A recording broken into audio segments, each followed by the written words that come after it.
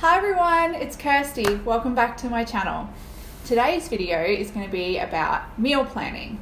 And look, to be honest, I've fallen off the bandwagon recently with regular meal planning. With the move overseas and settling into the new house, our routines have been very up in the air. So we're slowly starting to establish new routines for ourselves here in America. And one of the things that I've been wanting to get back into is meal planning. Before we get into the video, if you're new here, welcome, and I would love if you could subscribe. All right, let's get into it.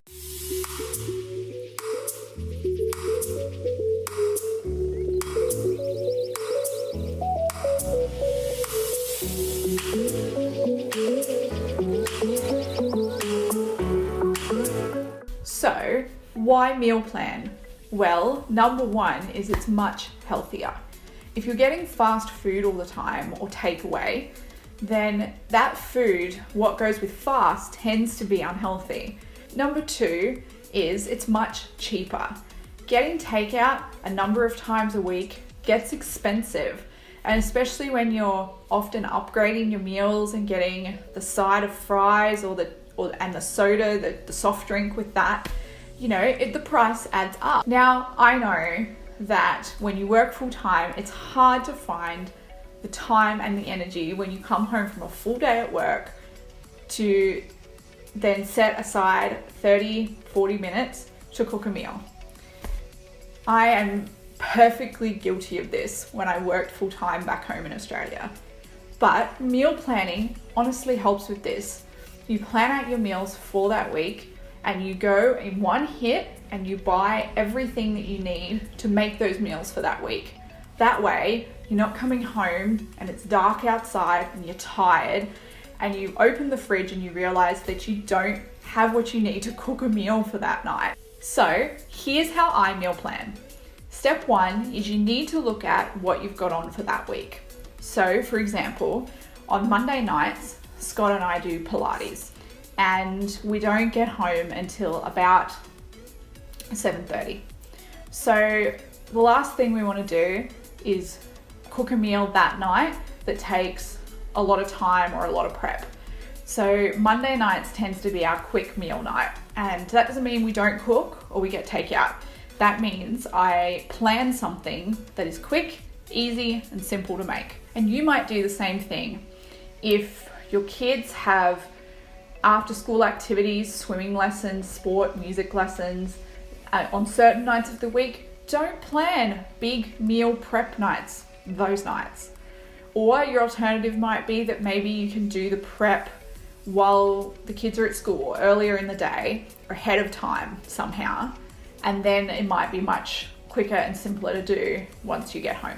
Step two is take inventory. Check what's in your fridge, your freezer, and your pantry. This exercise, meal planning, is not about buying extra things you don't need.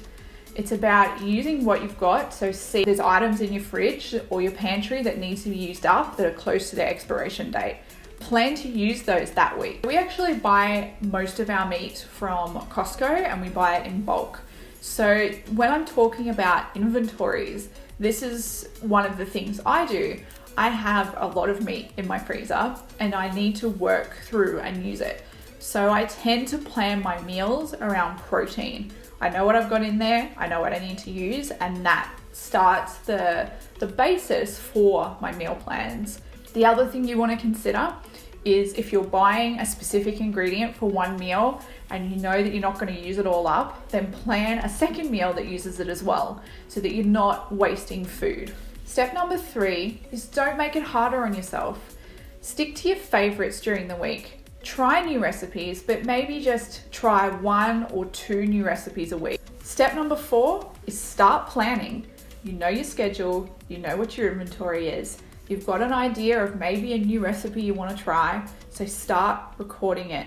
Go through Pinterest, Google, your cookbooks if you have them, and look for something new and write down what you need for your tried and true favorites. I have this meal planner. It's a magnetic one that sticks on my fridge, This actual one is from Kiki K back in Australia. It's a stationery store, but you can find these everywhere. You could print them offline, you could make your own, or just use a piece of paper. So now you want to make your shopping list. Write down what you don't already have in your inventory and what you need to pick up. And hopefully, like I recommended, you've thought about what ingredients you can use across multiple meals that week.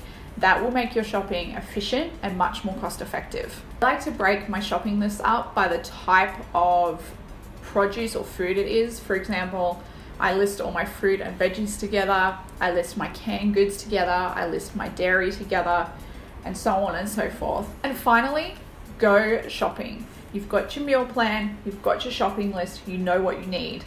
Now, if you've been watching my vlogs for a while, you know that I hate food shopping.